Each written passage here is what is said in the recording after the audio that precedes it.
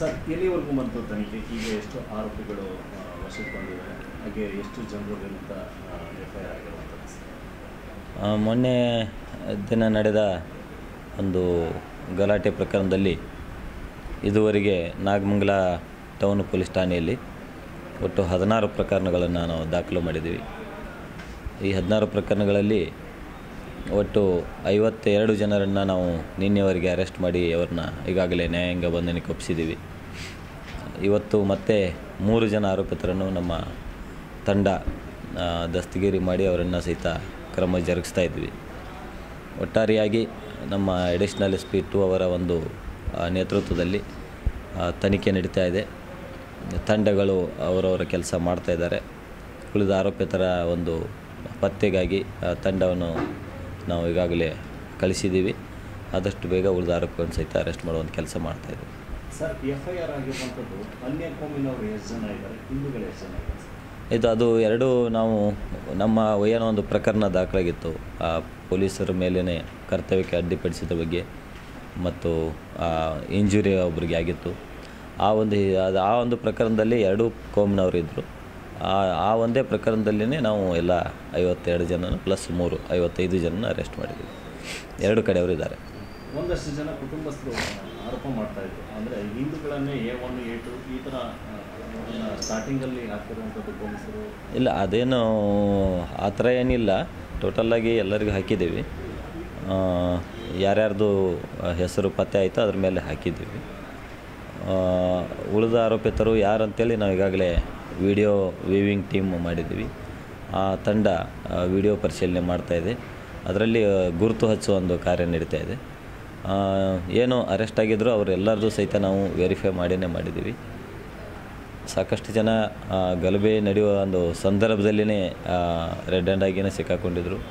ಕೆಲವರು ಕಲ್ಲು ತೂರಾಟ ಮಾಡ್ತಿದ್ದಾರನ್ನ ನಾವು ಆವಾಗಲೇ ಸೆಕ್ಯೂರ್ ಮಾಡಿದ್ವಿ.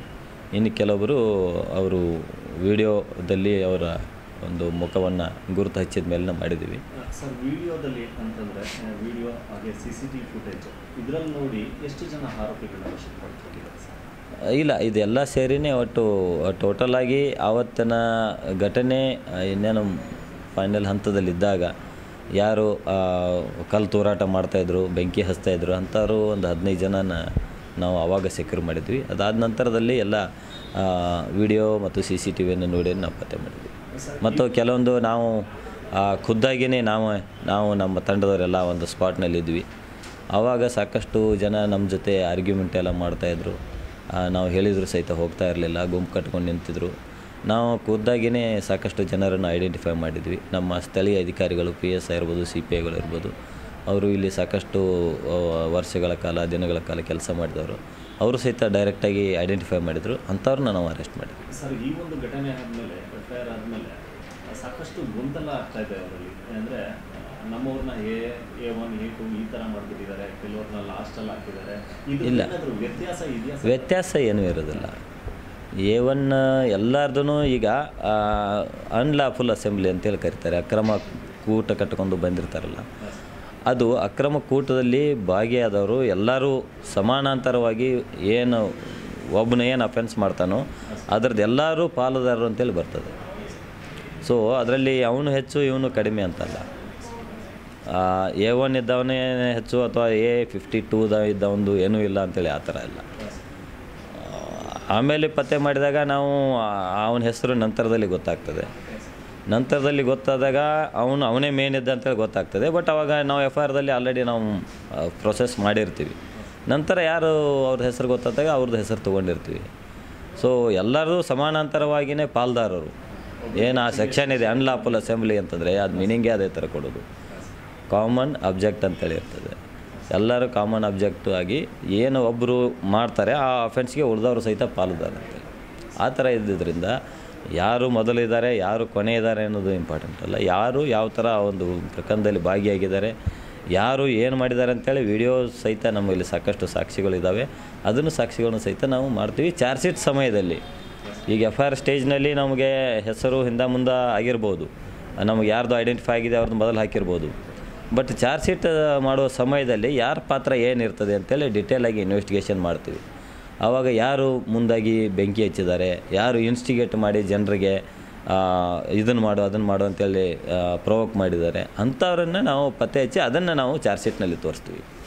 FIR ಅಂತಂದರೆ ಜಸ್ಟ್ ಒಂದು ಪ್ರೊಸೆಸನ್ನು ಮೂವ್ ಮಾಡಲಿಕ್ಕೆ, ಒಂದು ಈ to set the law into motion ಅಂತ ಹೇಳ್ತಾರಲ್ಲ FIR, ಅದನ್ನು ಮಾಡಲಿಕ್ಕೆ ನಾವು ಮಾಡಿದ್ದಷ್ಟೇ. ಸರ್, ಕಡೆಯದಾಗಿ ಅವತ್ತು ಘಟನೆ ನಡೆದಂಥ ಸಂದರ್ಭದಲ್ಲಿ ಒಂದಷ್ಟು ಜನ ಪೊಲೀಸರ ವೈಫಲ್ಯ ಅಂತ ತೆಗೆದ್ರೆ ಒಂದಷ್ಟು ಜನರು ಹಿರಿಯ ಅಧಿಕಾರಿಗಳು ಇದ್ದಿದ್ದಕ್ಕೆ ಇಲ್ಲಿ ಯಾವುದೇ ರೀತಿಯಾದಂಥ ಕ್ಯಾಶುಯಾಲಿಟಿ ಆಗಲಿಲ್ಲ ಅನ್ನುವಂಥ ಮಾತುಗಳನ್ನೇ ಹೇಳ್ತೀವಿ. ಹೌದು, ಏನು ಹೇಳ್ತೀವಿ ಸರ್ ಘಟನೆ? ಇಲ್ಲ, ಸ್ಟಾರ್ಟಿಂಗ್ ಹೌದು, ನಾನು ಸ್ಟಾರ್ಟಿಂಗ್ ಏನೋ ಒಂದು ಫಸ್ಟ್ ಇನ್ಸಿಡೆಂಟ್ ಆದ ಮಾಹಿತಿ ಸಿಕ್ಕ ತಕ್ಷಣ ನಾನು ಬಂದೆ. ನಾನು ಬಂದ ತಕ್ಷಣ ಇಲ್ಲಿ ಸಾಕಷ್ಟು 2 ಕಡೆಗಳ ಗುಂಪುಗಳಿದ್ದು ಸ್ಟೋನ್ ಪೆಲ್ಟಿಂಗ್ ಸ್ಟಾರ್ಟ್ ಆಗಿತ್ತು. ನಮ್ಮದು ಮೇನ್ ಆವಾಗ ಸಾಕಷ್ಟು ನಾವು ಫೋರ್ಸ್ ಕಡಿಮೆ ಇತ್ತು, ಆದರೂ ಸಹಿತ ನಮ್ಮದು ಆವಾಗ ಆಗಿನ ಸಂದರ್ಭದಲ್ಲಿ ನಾವು ಏನು ಮಾಡಿದ್ವಿ ಅಂತಂದರೆ 2 ಗುಂಪಿನವರು ಸೇರಬಾರ್ದು, ಒಬ್ರಿಗೊಬ್ರು ಕ್ಲ್ಯಾಶ್ ಮಾಡಬಾರ್ದು, ಒಬ್ರಿಗೊಬ್ರು ಹೊಡೆದಾಡಬಾರ್ದು ಅಂತೇಳಿ ನಾವು ಉದ್ದೇಶದಿಂದ 2 ಗ್ರೂಪ್ಗಳನ್ನ ಫಸ್ಟ್ ಸಪ್ರೇಟ್ ಮಾಡಿದ್ವಿ. ಸೊ ಮಿನಿಮಮ್ ಒಂದು 200-300 ಮೀಟರ್ಸ್ ಡಿಸ್ಟೆನ್ಸ್ನಲ್ಲಿ ಇವ್ರನ್ನ ಈ ಕಡೆ ಚೇಂಜ್ ಮಾಡಿ ಕಳಿಸಿದ್ವಿ, ಇವ್ರನ್ನ ಈ ಕಡೆ ಚೇಂಜ್ ಮಾಡಿ ಕಳಿಸಿದ್ವಿ. ಸೊ ಹಾಗೆ ಮಾಡಿದ್ರಿಂದ ಒಂದೇ ಒಂದು ಇಂಜುರಿ ನಮಗೆ ರಿಪೋರ್ಟ್ ಆಗಿಲ್ಲ. ನಮ್ಮ ಪೊಲೀಸ್ನವರಿಗೆ ಒಂದು ಸಣ್ಣ ಕಲ್ಲು ಬಿದ್ದಿದ್ದು ಇದನ್ನು ಬಿಟ್ಟರೆ ಒಂದೇ ಒಂದು ಇಂಜುರಿ ಯಾರಿಗೂ ಆಗಿಲ್ಲ. ಯಾರೂ ಕೈ ಮಿಲಾಯಿಸೋದಾಗಲಿ ಅಂಥ ಒಂದು ಪರಿಸ್ಥಿತಿನೂ ಸಹಿತ ಅವತ್ತು ನಾವು ಅದನ್ನು ಪ್ರಿವೆಂಟ್ ಮಾಡಿದ್ವಿ. ಸೊ ನಾನೇ ಖುದ್ದಾಗಿ ಸ್ಪಾಟ್ನಲ್ಲಿದ್ದೆ, ಖುದ್ದಾಗಿಯೇ ಸೆಂಟ್ರದಲ್ಲಿ ನಾವಿದ್ವಿ. ಏನು ಕಲ್ಲು ಆ ಕಡೆಯಿಂದ ಹೊಡಿತಾಯಿದ್ರು, ಈ ಕಡೆಯಿಂದ ಹೊಡಿತಾಯಿದ್ರು, ಸೆಂಟ್ರದಲ್ಲಿ ನಾವಿದ್ವಿ. ಸೊ ಹೀಗಾಗಿ ಇವರು ಹೊಡೆದ ಕಲ್ಲುಗಳು ಅವ್ರಿಗೆ ರೀಚ್ ಆಗುವಂಥ ಪರಿಸ್ಥಿತಿನೂ ಇರಲಿಲ್ಲ. ಮತ್ತು ಇವ್ರನ್ನ ಹಿಡ್ಕೊಂಡು ಹೊಡೆಯೋದಾಗಲಿ, ಮಾರಕಾಸ್ತ್ರ ತೊಗೊಂಡು ಇವ್ರನ್ನ ಹೊಡೆಯೋದಾಗಲಿ ಅಂತ ಒಂದು ಪರಿಸ್ಥಿತಿನೂ ಬರಲಿಲ್ಲ. ಹೀಗಾಗಿ ಯಾವುದೇ ರೀತಿಯ ಇಂಜುರಿ ಆಗಲಿ ಅಥವಾ ಯಾವುದೋ ಒಂದು ದೇಹಕ್ಕೆ ಯಾವುದೋ ಒಂದು ಹಾನಿ ಆಗುವಂಥದ್ದು ಯಾವುದೋ ಒಂದು ಇನ್ಸಿಡೆಂಟ್ ಅವತ್ತು ಆಗಲಿಲ್ಲ. Thank you. ಕನ್ನಡಿಗರ ಮೆಚ್ಚಿನ ನಿಮ್ಮ ನ್ಯೂಸ್ 18 ಕನ್ನಡ ಈಗ ವಾಟ್ಸ್ಆಪ್ನಲ್ಲಿಯೂ ಲಭ್ಯ. ಕರ್ನಾಟಕ ಮತ್ತು ದೇಶ ವಿದೇಶದ 360 ಡಿಗ್ರಿ ಸುದ್ದಿ ವಿವರವನ್ನ ನೀವು ನಿಮ್ಮ ಕೈ ಬೆರಳುಗಳಲ್ಲಿಯೇ ಪಡೆಯೋದಿಕ್ಕೆ ಈ QR ಕೋಡ್ ಅನ್ನು ಸ್ಕ್ಯಾನ್ ಮಾಡಿ. ನಮ್ಮ ಚಾನೆಲ್ ಅನ್ನು ಫಾಲೋ ಮಾಡಿ, ನೋಟಿಫಿಕೇಶನ್ ಆನ್ ಮಾಡಿ.